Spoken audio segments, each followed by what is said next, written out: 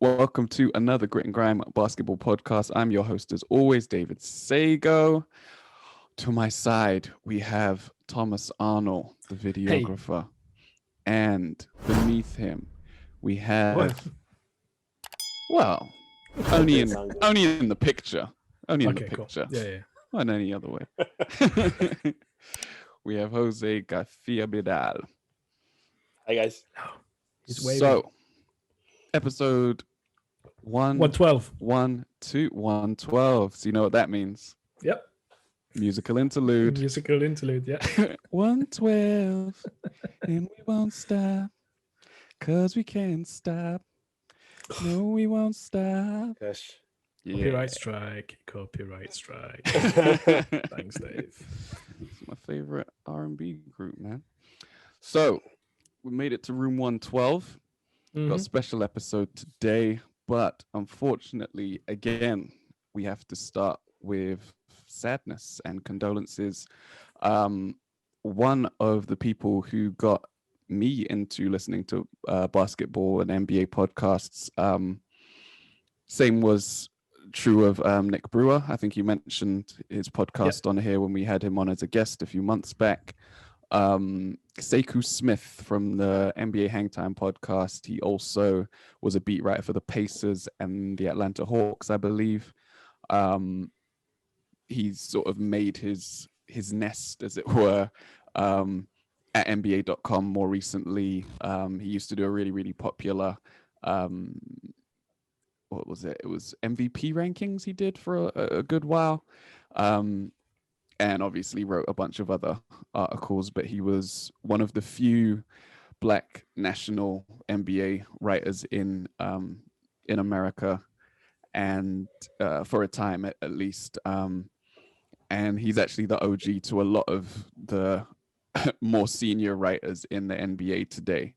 The more I hear about him, the more amazing he sounds. But from what I knew of him through podcasts and things like that, like, it just reaffirmed what I already thought about him as a person. I put out an Instagram and Facebook post saying that you kind of feel like you know the people that you listen to on podcasts.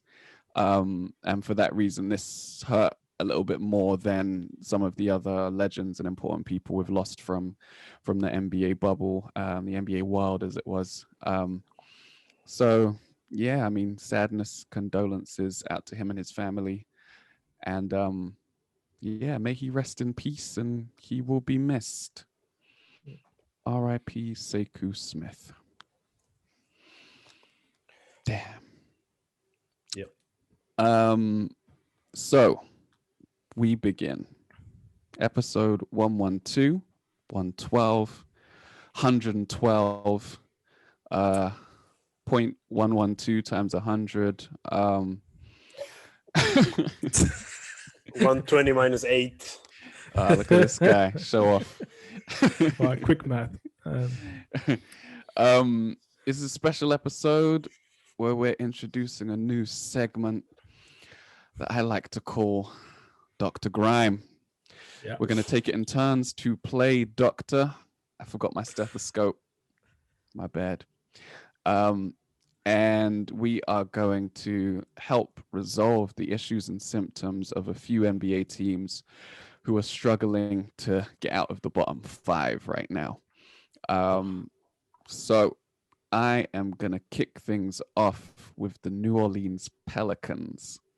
I thought this was one of the weirdest teams coming into the season. So I wanted to sort of tackle how I would go about turning things around over there. So I'm taking my David hat off, putting on my doctor hat. I'm now Dr. Grime.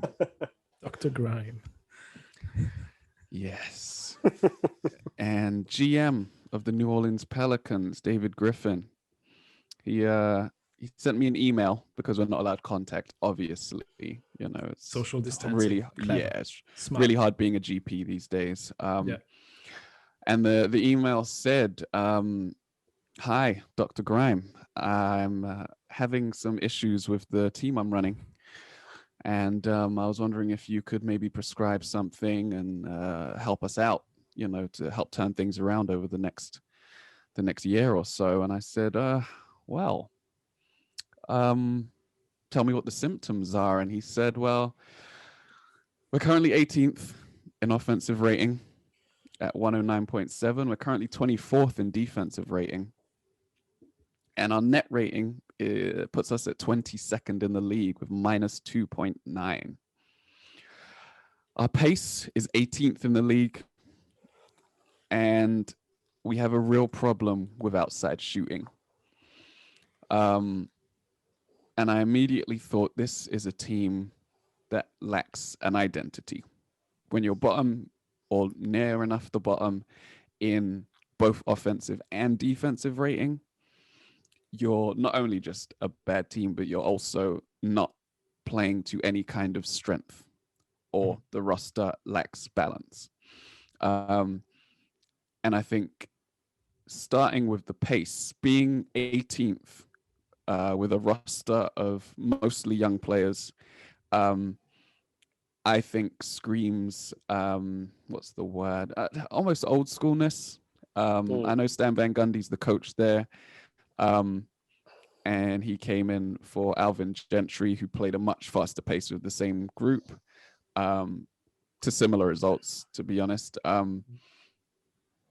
And I think in terms of what they would need to look at, it is getting better at one of those two things, offense or defense. You lean into one of them, you either give yourself a defensive identity or an offensive identity. And I think with the current team, I would personally lean into offense if it wasn't for another one of their problems. I would lean into pace because you have Zion, who's an under height, maybe not undersized power forward. But I would lean into pace because you've got lots of young athletes on the team. The problem is, and this is problem number two, symptom number two, I should say, they can't shoot. They have one player who's considered a shooter, who you would respect from the 3-point line, and that's JJ Redick. He wants out, and he's not playing. All right, he's been dropped out of the rotation. He's not playing. Yeah. Not only do they not have any good shooters, they have no one in the top 50 of catch and shoot points. No one in the top 50 can catch and shoot points. They're 27th in threes made, 23rd in threes attempted, and 28th in 3-point percentage. So they're not taking them, they're not making them, and they don't shoot them well. So you say, okay, we have these two problems, and that's clearly a personnel issue, right? You've got to go and get some shooters to put around your good players. Looking at how they play, I found it interesting that, putting Adams next to Zion means that you attack the paint a lot, right? And then being a team that can't shoot threes, you're going to have to attack the paint a lot. Zion is 11th in points in the paint. Steven Adams is 20th in points in the paint. And they're 4th in offensive rebounding, defensive rebounding, and rebounding percentage, right? So they're one of the best rebounding teams in the league. I think that is mostly Steven Adams, but also a lot of Zion grabbing his own offensive rebounds. And Josh Hart being a weirdly good rebounder for his size. So you lean into your strengths. I think part of the problem is those two are super high in points in the paint. Ingram is 21st in drives. Zion is 35th in drive points per game. But it's going to be very difficult for you to score in the restricted area when you have those two in the restricted area. So I think them having two players in the top 20 of points per game in a restricted area leads to a real issue of spacing, because it then means that Ingram is forced into scoring outside the paint on his drives, and every time Zion drives, there's basically going to be someone down there. Ingram's 10th in the league in pull-up points, which doesn't surprise me at all, because he's not going to be able to get all the way to the rim playing with those two. But fortunately, only 6 of the players ahead of him in pull-up points have a better pull-up percentage. So it's a skill that he's very, very good at in the league. Yep. To also help with that, Zion is 19th in elbow touch points. And you look at the top players. Go ahead, Tom. I was going to say that's the most NBA stats in the universe. I mean, what elbow, though? No. Which one? Right, left? I assume left for some. Oh, no, sorry. I assume right. I assume right. Yeah. Right. Lefty. He is a lefty, but I assume right. And I think that is a product of the way Stan Van Gundy likes to play, like pistol sets and things like that. He likes to play out of the high post. They run sort of like a reverse handoff, a reverse pick and roll, where Lonzo comes up from the wing, gets the screen off Zion. Feeds the ball to Zion, gets the screen from him, and flares out to the top. And then Zion passes back to him at the 3-point line for the shot. He made it. They ran it at the start of their Kings game yesterday. He made it that time. But that's one way that you can get Zion sort of close to the rim, also supply some spacing a little bit, and get people in spots to score buckets. All of this makes for quite a hodgepodge of stuff for the team. So add to that, Lonzo's on the trade block, Redick's on the trade block, and who's the other one? I've heard Adams would be on the trade block if they thought they could get any value for him, but they don't think they can with the contract that he's in. I think they're going to have to let that expire at some point. And then you add that to the fact that only 3 teams have played less games than the Pelicans. So they're another team that's been hit by the COVID protocols and had a bunch of games postponed. So I prescribe cream. What cream do you put? what ointment?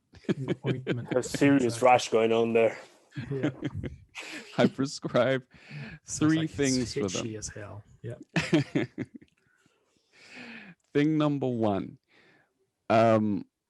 they need to find out what they have in these young players. So they've got Kyra Lewis, who's kind of like he's a bit of he's a really, really quick, small point guard. So he can drive to the paint and get his own shot, or he could kick out to shooters if he's compromised the defense. They need to find out what they have with him, and also what they have with Nickeil Alexander-Walker. The only 2 players that are untouchable on the team, Zion and Ingram. They need to find either an offensive or defensive identity around those 2. Nickeil Alexander-Walker and Kyra Lewis don't strike me as being the best defenders going forwards. So I would lean towards finding an offensive identity for the team. Zion's already not a very good defender. Trying to figure out how to get the right defensive mix around him, I think, is a lot harder than trying to figure out how to get the right offensive mix around him. Yeah. I'd lean into that. I'd lean into pace to pick things up. And then I would figure out how to get some shooting in the building. So if you're going to let go of Redick and you think you can get picks for him, I would target perimeter players that can knock down shots. And for Lonzo, a similar thing. You need guards that can knock down shots. At that center position, you would ideally want someone like a healthy Porzingis he's a star. That's pie in the sky. He blocks shots and spaces the floor. But you would want someone in that mold who could potentially protect the rim and also hit the outside shot to space for their two stars. Who would fit those roles? I'm not going to say. But that's what I would prescribe for the team. What do you think, doctors? What do you think of this consultancy? I think that was the best MRI MRI I've ever seen. I mean, it's clear from the picture where you can see there's a... Wait, hang on. No. I agree. I think it's a bit odd that I was expecting a bit more of a firework on offense.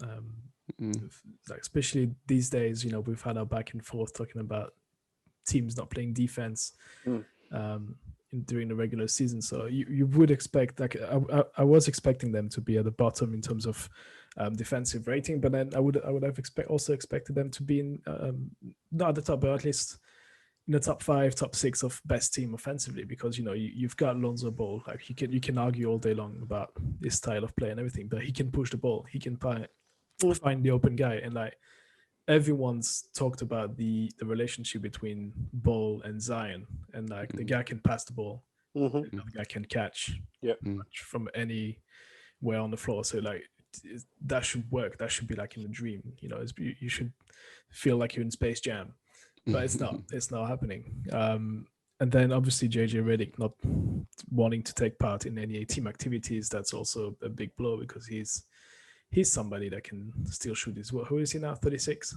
Yeah.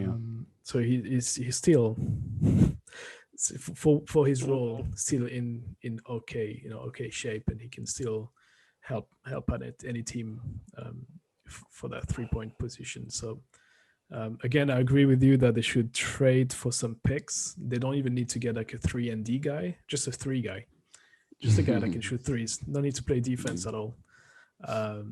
I think that was pretty much on. I mean, you kill me with your stats, so I think you're pretty good. Yeah, it's like how much more can you? It's like they give you this massive blood test results, and you're like, I don't know. How many blood tests did you run? I mean, that sounds like. Hey man, go do your research. This is a got the swab all the way in the brain. Swab. I completely agree with both of you actually. And I think that what I can like highlight is you said very well that this team needs to find an identity, and they are not going to find a defensive identity, because the best defensive player in that team is probably Adams, in my opinion. And much of the game today is not played in the paint anyway. So teams that have a couple of decent shooters are going to destroy the Pelicans, regardless of Steven Adams playing the best defense in the post, right? So Steven Adams is going to stop maybe Anthony Davis. Instead of scoring 30, he's going to score 20 against the Pelicans, because Steven Adams is going to defend him. But then you have LeBron, right? So that's it. That's one tiny example of how the entire league at this point can hurt the Pelicans. So they need to find their offensive identity, and they need to work around Zion and Ingram. Though that's, Zion, unfortunately, he's not. I have very high hopes for him before he joined the league. I don't want to say he was a disappointment. He was injured for the biggest part of the beginning of the season. And then COVID hit. It's just it's a weird start of a career. Yeah, very weird. But the potential is tremendous, obviously. And Ingram is a solid player. So I mean, in offense, but you have to play around his strengths. I think that's something very important that you mentioned as well, is that if Zion and Steven Adams are all the time in the paint, and Ingram needs to score in the paint, just get those guys out. Just tell Steven Adams, I don't know, just stay out there, don't come near the paint. But yeah, I mean, it's, I think that they need a couple of creams. They have a very bad rush going on there. So, it's not going to be easy. Probably a couple of antibiotics as well. Just to going back to Zion though, it's weird because there was a hype around him that was pretty sudden. It felt there was like a tsunami that just hit of like everything Zion from the one, because LeBron was from a pretty young age, right? You had the hype, LeBron hype that came, and it's like, okay, it's building up. He's going to be something special. Yeah, he's cool. But then the Zion, to me, it felt like it was like one day mixtape came out. I was like, shit, that guy is awesome. And then it lasted for a year or two. And then he got into the NBA, and then obviously injuries and stuff like that. But then he died down also as instantly as he came up to me. It's like the start of the season now, it should have been like, we should be only talking about Zion. Well, one of the main attraction should be Zion, but it's not happening. Yeah, I don't know. It's just and like when I see Pelicans highlights, I'm like, yeah, who cares? Like I'm not compelled to go and seek, like, look out for Zion's play. Like I don't actually, which is a bit weird, and I don't know why. Like at the moment, it does feel like it's a Charles Barkley light, but without any of the things that were making Barkley special. So I don't know. It's I don't know. There's something not quite there for him. Maybe he's on the wrong team. Maybe he isn't. Maybe he was just too much. There was too much hype around him. I don't know. In terms of hype, it's definitely the wrong team. Like we saw, of course, yeah. We saw Anthony Davis like rotting there for 8 years. That town, that city of New Orleans is a football town. Like the Saints, right? Yeah, I think even their college teams are bigger than their NBA team. But LSU, right? Louisiana State University. Yeah. LSU. Shout out to JC, by the way, who's the LSU alum. Student. He was there with Shaq. JC. Oh wow. LSU. So that's the reason why I know that is that he was saying that the college team and the American football team, they are bigger than the basketball team. There's not such a massive historical uptake on. Well, there's not been a massive uptake on that team when he came in town, because you've seen it before everything that happened now. Their arena wasn't almost never full. Yeah, I think they have the lowest attendance in the league. I think, and that's quite consistent. So they just don't. That town just does not care about players, so they're not going to put the same kind of hype behind them, behind him that Dallas would, or Houston would, or Miami would, for example. Yeah. Obviously, imagine Zion in New York, like the entire East Coast of America would have been perfect. That would have been perfect. I know. They would talk about. Hey. they would talk about him every single day on. He will be on talk shows and stuff like that. Like it will be Zion show. Yeah. I mean, in New Orleans, I guess Dave is right. Like he's on the wrong team for to carry that sort of hype and to maintain the hype going. The hype train is not rolling. But especially, and the thing is, I always feel like New Orleans is one of those towns. I mean, not so much these days because everything is supposed to be shut. I don't know about the US, but because it's such a party town, I wouldn't put it past those young kids who get there to sort of lose themselves in the party mood. It's like there's the curse in France. There's the curse of Paris. Like all the players, like especially the Brazilian players that go to Paris, and it's like shit. I mean, it can be, but also Miami is a party town. New York is crazy. Yeah, no. I mean, Miami. You've got like LA. Pat Riley will be at the door waiting for your ass. I mean, it's up to the player. So I definitely don't put it past them. Like they might be partying all around. Like I from my own experience, I don't want to disrespect the city of New Orleans because it's amazing. It's one of my favorite places, honestly. But their culture for their NBA team is not there, and maybe they should just move to Seattle. Move just it back to Seattle, So all the way, Seattle Hornets. The coast, the Seattle Pelicans. Seattle Pelicans, sorry. Seattle Super Pelicans. Oh, Sonic Pelicans. I don't know. Is that weird? Super Pelicans. Let me type that to David Griffin now as the prescription. Move to Seattle. To the Seattle. The colder weather will do you good for that rash. You'll see. It'll work wonder. Oh man. It's any wonder how you guys I hope got they your have insurance, doctorates. man. I hope they have insurance. Well, they need to with Zion's health. I got my doctorate online, okay? Hey, went to Reddit. They gave it to me. They give you some stocks of that doctorate as well. Yeah. I want to trade. Right. All right. Who wants to go next? I'll go. I want to talk about my second favorite team. Hey. Well, sometimes it's on par. We don't know. We don't know anymore. Right. So Dave and Jose, let's get into the role. Let's do it. Grime here, taking over all your patients. Dave, I'm taking over your office as well. I'm the new doctor in town. Got an email also, funny enough, Donnie Nelson. He goes, hey, Dr. Grime. What's up? It's not looking good out there. I've got this massive pain in the backside. Ow. And you're like, yeah, sure, Donnie. What's up? It's like, yeah, we're third from the bottom. The Western Conference, currently sitting at 8-13. It's not looking good, Dr. Grime. 8-13 should be reversed. Should be 13-8. And I'd be like, yeah, 13-8 gets you all the way to the fourth spots. You know, that's all right. That's respectable. Like, tell me more, Donnie. What's up? Anyway, so we talk, we get chatting, and it's like, well, we paid a lot of attention of what happened last year, and last year we played great offense, probably the best offense you've ever seen.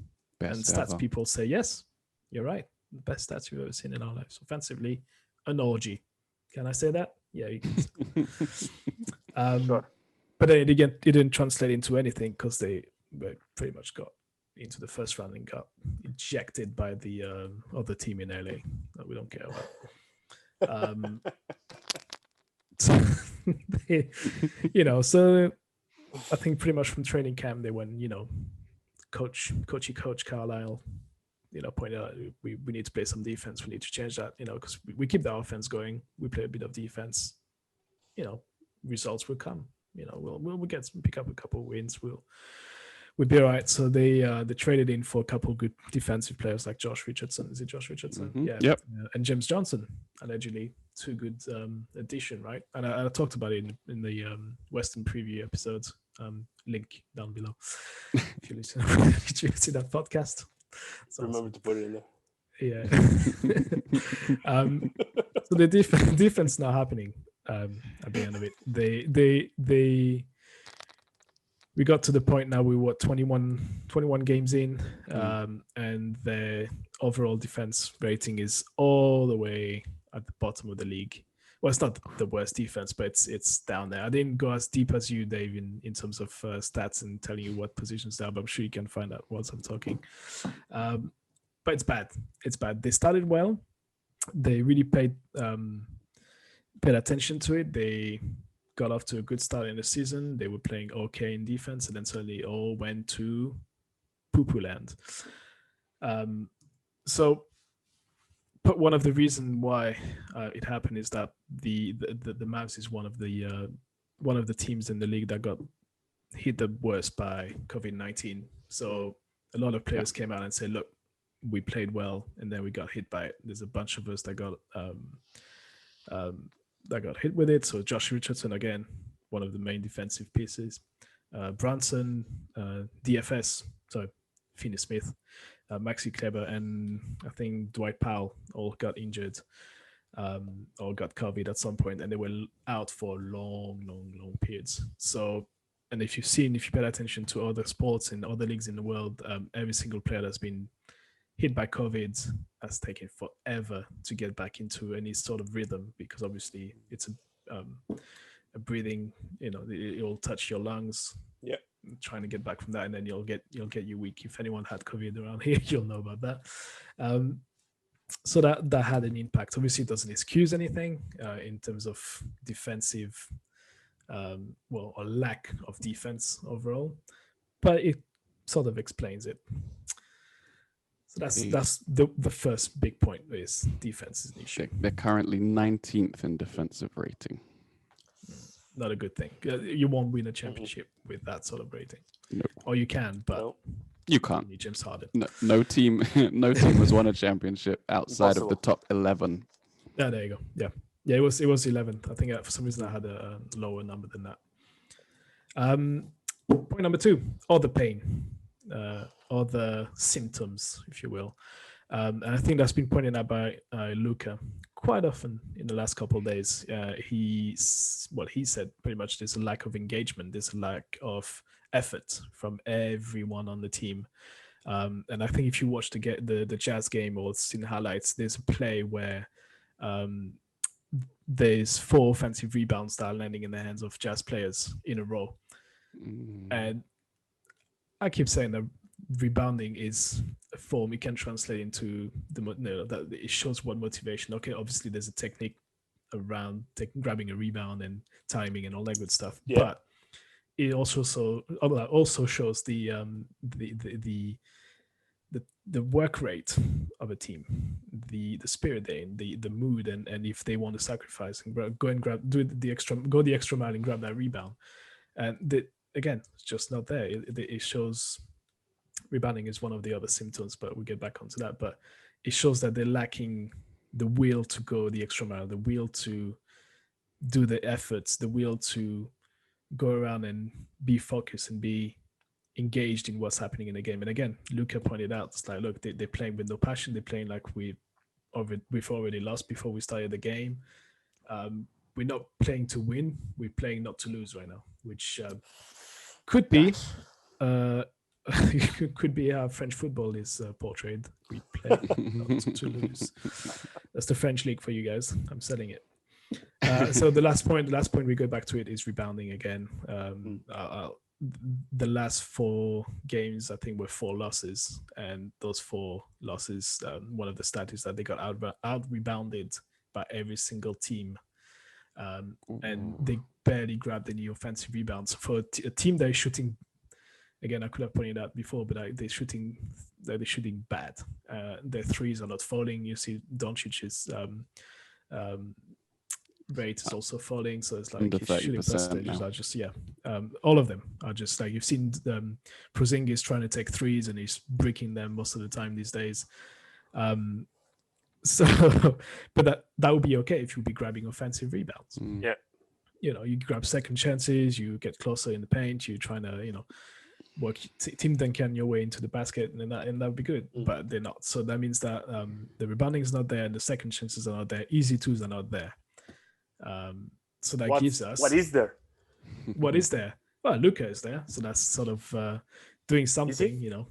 The Wonder Kid part 2, he's there, but I think apart from the mentality, which I think they saw themselves almost as too good compared to what they really are last season. Everybody was talking about you just need to improve your defense and you be instantly a championship worthy team.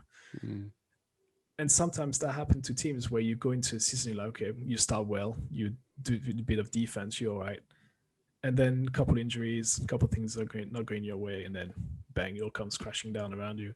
And I think that's what's happening to the Mavs a little bit. Is that I think they've seen themselves bigger and better than they really are. And myself, I said in the preview episode again, that they need to play a bit better defense and share the ball a bit more, and then they'll be okay. They'll be up there in the West. But I think they sort of lost themselves trying to prioritize defense, and maybe the offense suffered, and that's why their shooting percentages are going down. And there's a whole bunch of reasons. And I don't know, and Luka losing patience as well, and openly criticizing the teammates is his teammates it's a sign. When that happens, usually you're trying to keep it behind closed doors, but then when you go to the media and say, hey, all that shit, there's an issue somewhere. So that said,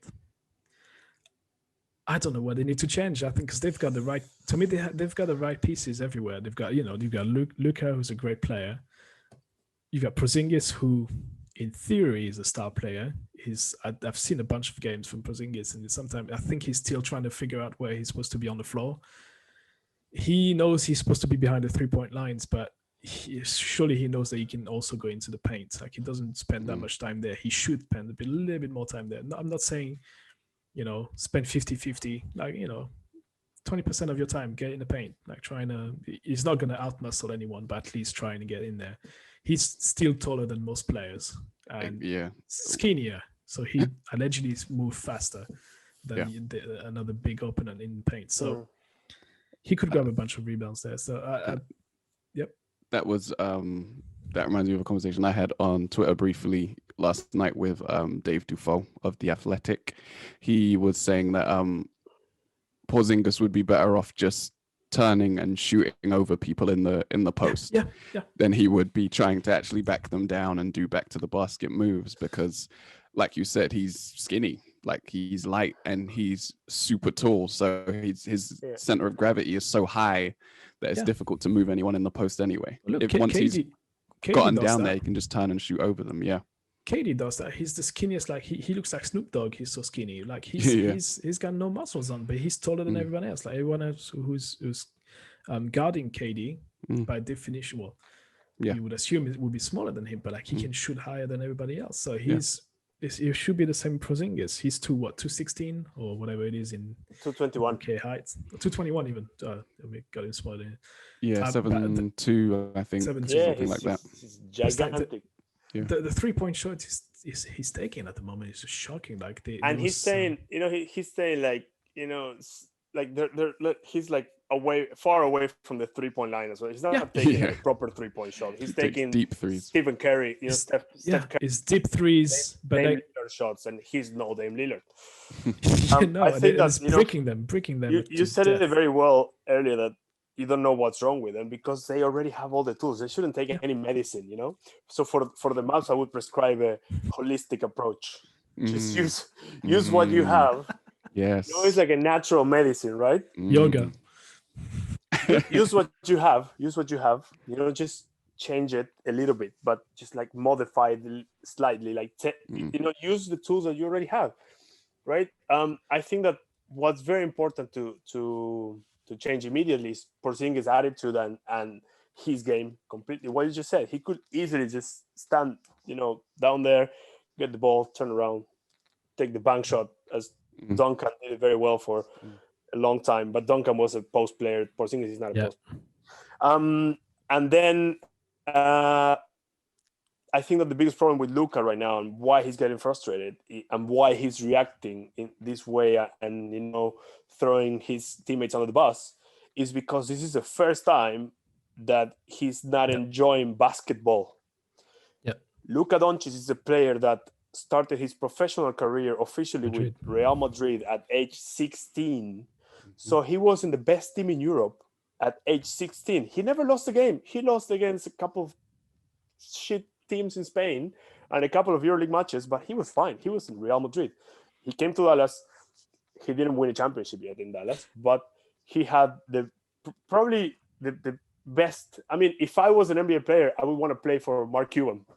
He's probably the biggest hyper in the world, and he's going to give him anything he needs. He's a superstar there, so that doesn't allow him to say whatever he wants about his teammates. That shows the lack of maturity and the lack of bad. I don't want to say bad. He's never been on a losing team. I think that he's never had to learn that. Yeah, what failure does, it teaches you to deal with rejection, with pain, with losing streaks, with your team is not, with being a leader. He didn't have to do it yet. So now he's showing lack of maturity. So, dude, even with the national team, he won the Euro. Like the competition. I was going to say that the worst team he played for is the national team, and it's still a really good team in Europe, right? So, I think just like I said, a holistic approach would be really good for the Mavs. Just some herbal medicine there and some vitamins. And tell you what, some tea and a bit of team building, outing, like go zip lining or some shit. what Go kind zip of lining. team building? Team building and tea. Double tea. Yo. What's the Argentinian tea? What's it called again? Mate. That's it. Go for that. Bang. There you go. All you need. Holistic approach. Yoga. Change Mate, your diet. zip lining, Change your lifestyle. Yoga. Go on a yoga retreat somewhere. I'm sure there's none in Dallas, but hey, you can find one somewhere. I'm sure Mark Cuban can take him to a ranch or something like that. Just can build one. But yeah, no, I think what Jose said is it's literally that there's no they already have the pieces. They just need to come together and try to and hopefully they need to also stop getting COVID. Stop leaking door handles. Just stop it. Stay in your room. Don't go out, please. Because that's really messed up with them. I think they had a game cancelled already because they were short on personnel. Yeah, they've had a few games cancelled. Hang on, let me just check. I think they had one game. They had one game postponed. Yeah. I'm not convinced that they have everything they need though. Like they've dropped to 21st, I think, in offense, and that's huge from best offense of all time to 21st in the league. So I don't know that, like, it's cool that they went and got some defenders, and we need to give them, those players, a chance to sort of gel and for them to figure out their defensive identity. But there's, like, to me, it's almost impossible that they end up playing the kind of offense that they played last year, or even close to it. With the defensive by personnel. Definition, yeah, because they brought in defenders, right? So that's not their fault. It's not putting the boy in the basket in theory. Yeah, and I think that has changed fundamentally how they play on offense, because where before Luka was surrounded by shooters, now more often than not he's surrounded by players that are unreliable shooters and players that you're happy to help off and clog the lane on Luka's drives and on Luka's any post touches or anything that he does like that. The floor won't be spaced for that Luka Porzingis pick and pop, because people will just help off Josh Richardson and James Johnson and try and either double up on Luka or send someone extra around to close off the passing opportunity to Porzingis. So I think there is they're going to have to change the way they play to some extent, maybe with more ball cutters. If they're not able to shoot for threes, then they're going to need to run some actions to sort of get the defense's head turned so that people can cut back door and cut through the lane and things like that, and try and maybe get more buckets off Luka passes in that way, rather than him driving into the lane, which is already clogged, and trying to score himself. I think they're going to have to change things around. But they have the creative enough coaching staff to figure that out. But yeah, Rick Carlisle, man, what a coach! So much respect coach for him. Very centered, very in a way old school, but adapted to the game. So absolutely. Yeah, I agree. Yeah, they need more time. They just need more time. Yeah, and no one in the league has had time. So yeah, I think the last thing they should do though is they should not panic. So I think this is where Luka should chill and not press the panic button just quite yet. And I know again they've played 21 games. There's still a lot more to come. To me the regular season these days I view it as like a massive training camp that you have to still perform well and do well, to get. Look to at the, French Shaq over here. Hey, G14, whatever that is. G14 14 certified. That's it. Anyway, that's it. All right. Doctor is out. All right, Doc. So we're left with Jose. Yeah, so I didn't have an email. I just had a call. Yeah, they called me directly. They're desperate. Intimate. So yeah, I had a call from Gerson Rosas. He's the president of the Minnesota Timberwolves. But you know what the problem is with he doesn't know what the symptoms are, because sometimes when you just feel like something hurts around here and you're just like, I don't know what it is. I just don't feel quite right. So we had to run a bunch of tests.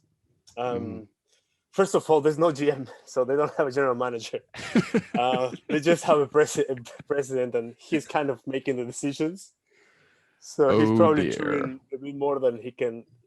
Biting a bit more than he can chew. So where do I start, guys? What is your hurt? Tell us. Well, I think that there's a bunch of things going wrong here. First of all, we have to talk about the coaching stuff. When I actually asked you guys to analyze and to prescribe to give a prescription to the Minnesota Timberwolves, I got very excited because part of the coaching stuff, actually the main assistant coach is Paolo Prigioni. Oh yeah, he was the oldest rookie in NBA history. Yep. He, bronze Olympic medal with Argentina, won EuroLeague, and a formidable point guard. Very old school, the guy that you play the pick and roll with, and he's the main assistant coach of Ryan Saunders, son of the late Flip Saunders, may he rest in peace, legend, who also used to coach the Timberwolves, by the way. So Ryan Saunders is he went to high school in Minnesota as well, loves the team, lacks experience, and the main problem here is that they are playing a read and react kind of offense. So they aim to be a really good team on the half court, right? So on half court offense, they aimed, and that's what they wanted to be. They wanted to be a team that played the pick and roll, that could shoot very well, and kind of like possible, analyze what the team is, what the other team is defending, how the other team is defending, attack accordingly. And that works when you have a superstar in the post, right? Which they do. Yeah, they do, right? But they don't. because he's injured, COVID, a bunch of stuff, right? So he only played for 4 games, actually. And the problem is that the coaching staff is still playing as if he was on the court. Yeah, they're playing the same things. They haven't changed. They haven't adapted. So I was reading actually a few articles from there's the NBA is quite particular because there's a lot of websites that are dedicated specifically to these teams, right? So each team has like maybe 100 websites that analyze every single aspect of the game. And one of the writers said, and he said very well, that Phil Jackson wouldn't play the triangle offense if Michael Jordan wasn't there, right?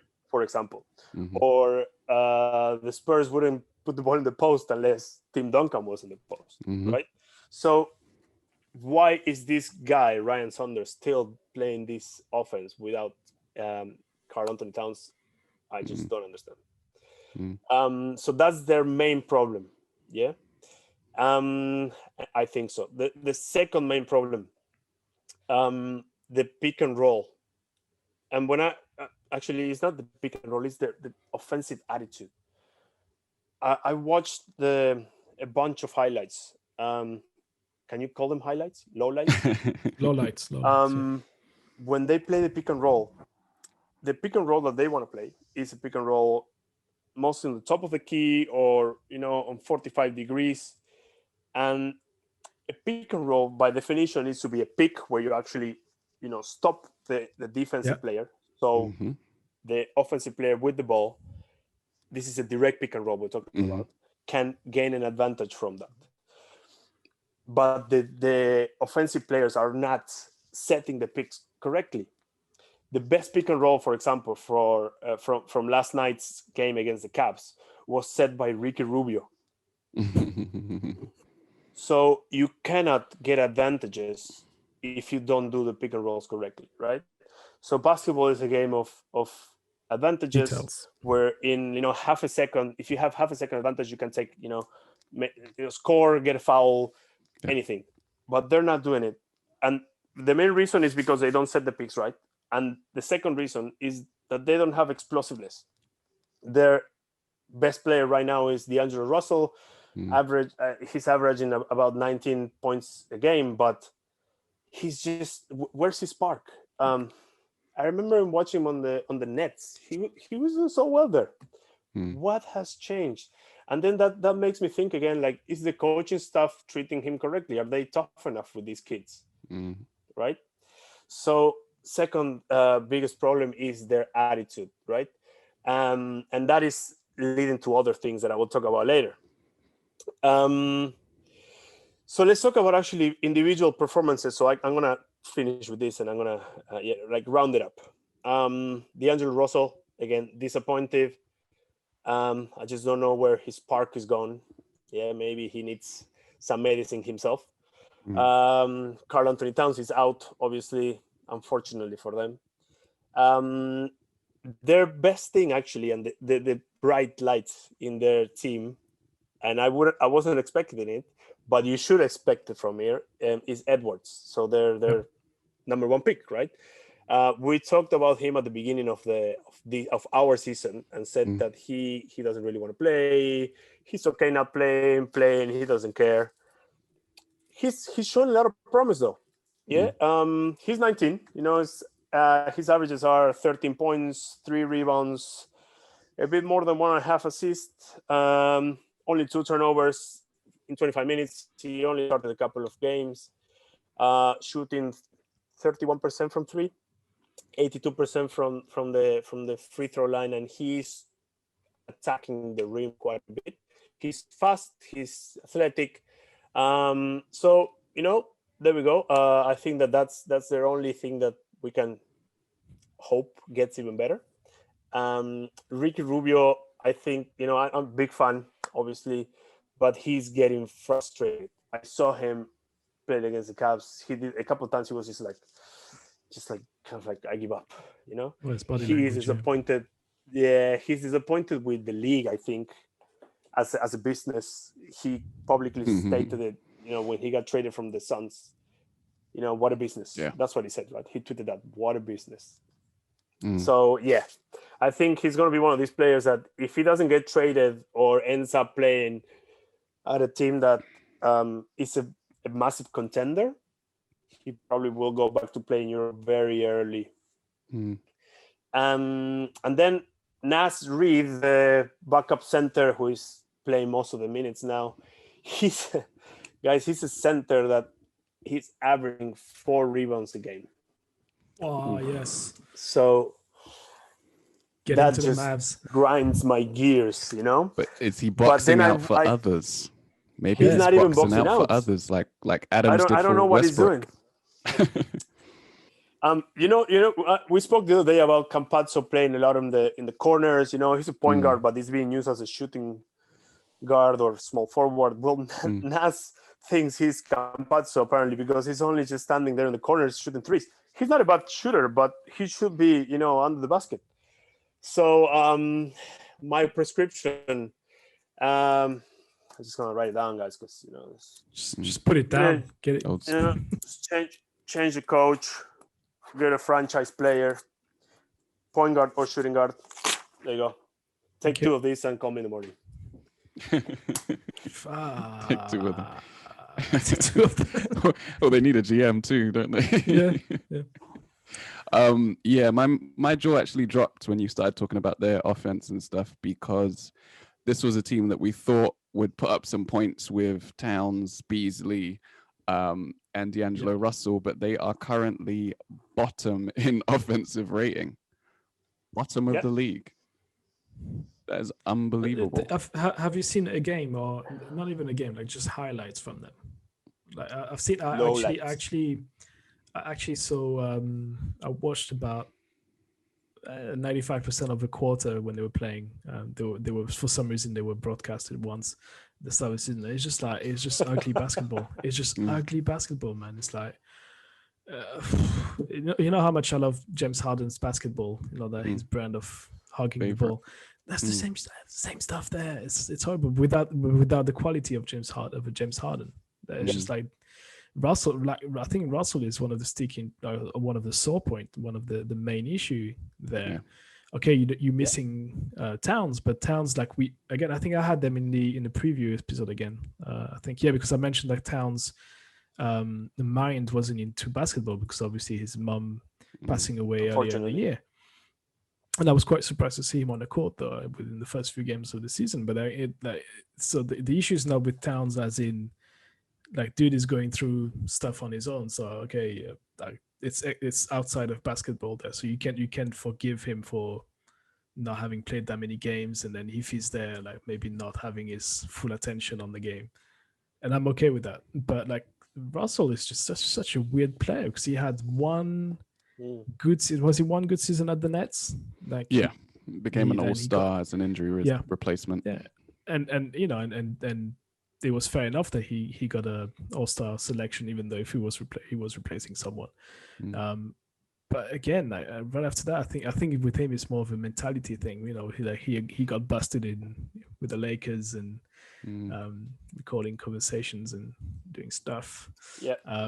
Then he had that redemption story when he went to the Nets, and he's like, he's a good player and everything. But now he just went, okay, now I'm gonna go and take my talent to Minnesota. But dude, 19 points a game nowadays. And again, we're talking about stats being a bit off this season, but it's like 19 points a game. If you bring that back in early 2000 basketball, that would be like a 9 point, 9 points a game guy. You know, it's like they have 5 players on double digits, and only 2 of them are on like 19 or 18. The rest, like, it's so bad.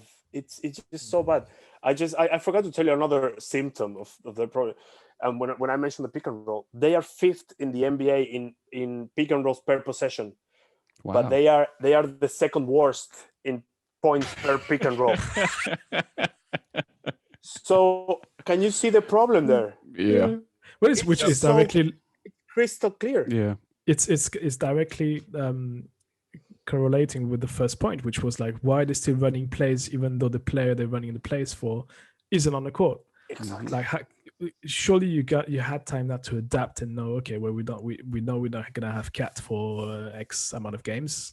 Let's learn some other plays. Let's run other stuff, you know. And it's the same thing with pick and rolls. It's like, okay, this you might do it in massive volumes during the game, but like if you see it's not working, just change it. Just don't do that. Don't do it ever again. Don't touch pick and rolls. Like don't do it, you know, so often. Just do it sparingly. Just forget about it. It's like Porzingis shooting threes. Just do something else. You know, it's not working this season. Don't.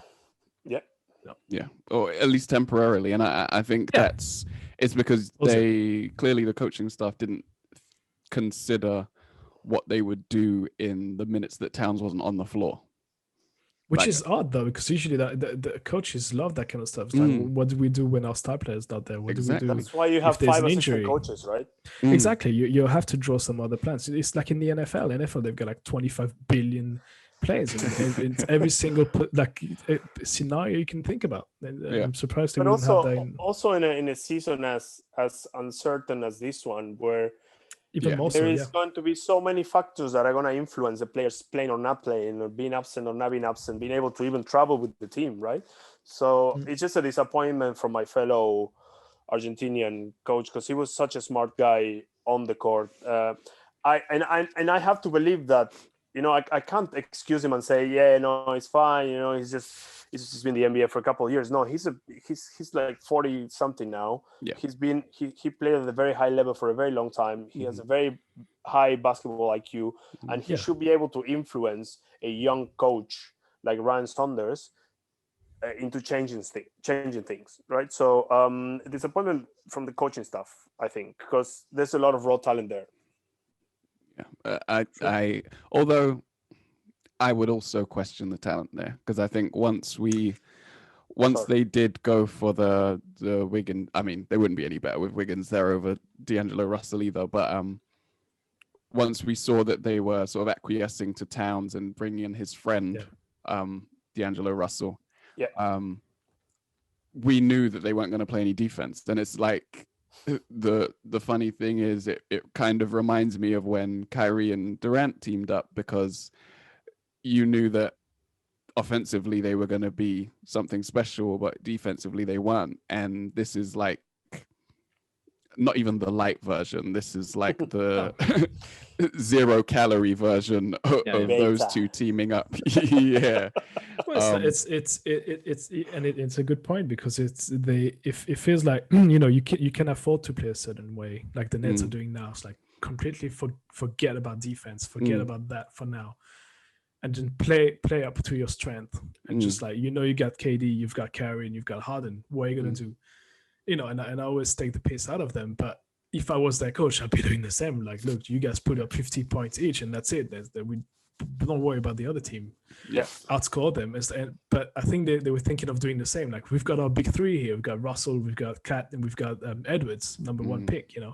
As in, you think this is this core. The number one pick is the core. But the number one pick doesn't mean that rarely translate into like a quality player that is going to be a star. Very rarely. I watched this amazing video on YouTube if you search for it, and it's this guy who analyzes, I think, 20 years worth of number one picks and how many got into all-stars. Just all-stars, it's a handful of them.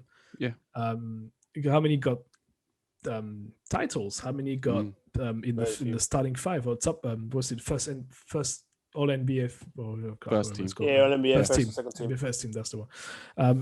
And it's again a very, very, very short list.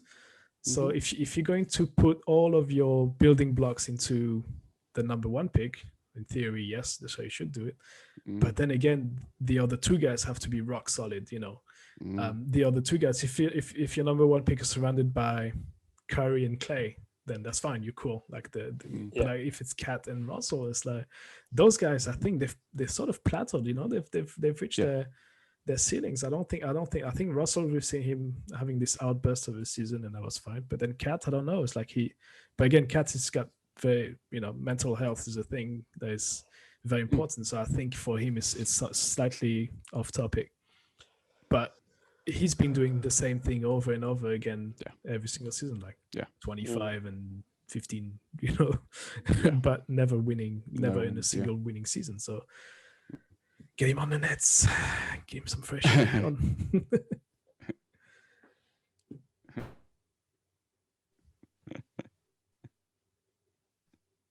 They need to get a GM and an experienced GM very quickly. I just the last thing I'll say on it, I'll give you my honest doctor's opinion. Jimmy Butler was right. Yep, absolutely, 100%. What a loss. Dr. Butler. Yeah, Dr. Butler was right. He was right, man. Our esteemed colleague was right. X-ray that shit. They don't know what they're doing over there. True. They do not know what they're doing over there. But look, there are franchises that are not there to win titles or win games. They're just there to, make the wheel turn. Yeah. Spinning. Yeah, I mean, just because you're in a job doesn't mean you're good at the job. And also that. Yeah. Look at us. Look at us. Exhibit A. You mean us as doctors, right? Yeah. Doctors, yeah. Oh, of course. We're really good podcasters. Sarcasm. Oh, man. It's funny because it's true.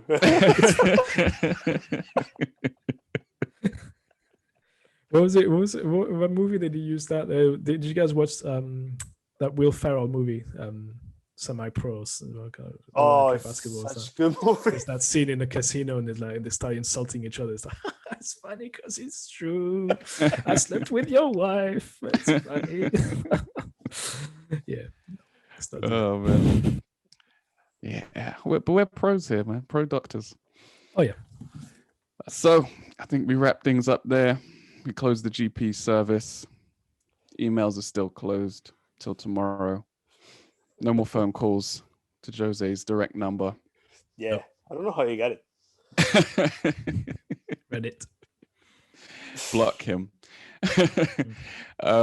We'll wrap things up there. You can catch us on all socials at Grit and Grime Pod.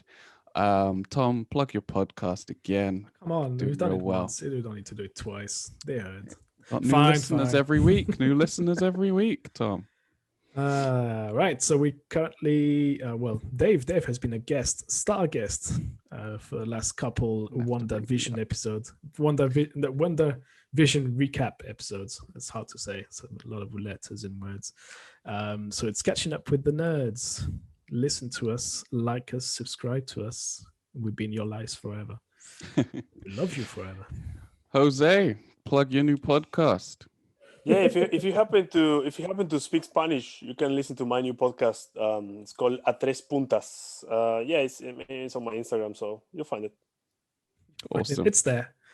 Yeah, just you need to know. You really want to speak Spanish if you want to listen to it. Yeah.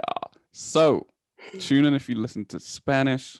Tune in if you're a nerd, and keep coming back here to the Grit and Grime Basketball Podcast. I've been your host, David Sagoe. So from me, bye-bye. Thomas Arnal. Have a good one. And Jose Garcia Vidal. Hey, bye-bye. We're out of here. Bye.